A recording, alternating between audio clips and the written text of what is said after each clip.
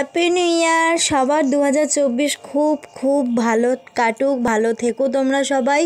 আর আমি আজকে যাচ্ছি হচ্ছে একটা জায়গায়, স্টেশনে দেখো ভোর রাত্রিরে বসে আছি।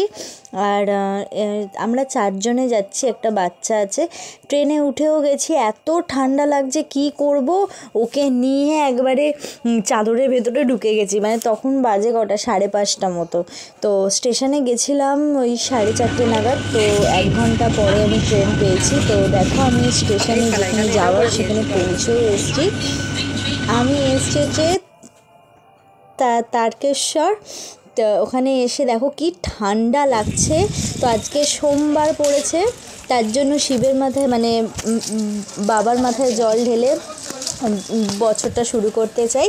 আগের বছরও এসেছিলাম, তো এবছরও ভাবলাম না একটু দিয়ে আসি পুজো।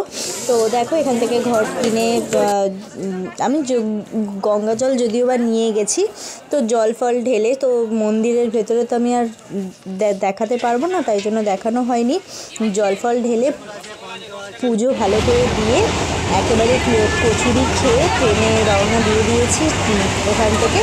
তো যে ট্রেনটাতে উঠেছি এত লেট করেছে কি বলবো, 1 ঘন্টা দিয়ারা স্টেশনে বাড়ি ফিরে গেছি। তারপর বাড়ি ফিরে গেছি। যদি ভিডিওটা ভালো লাগে সবাই চ্যানেলটা সাবস্ক্রাইব করো, সবাইকে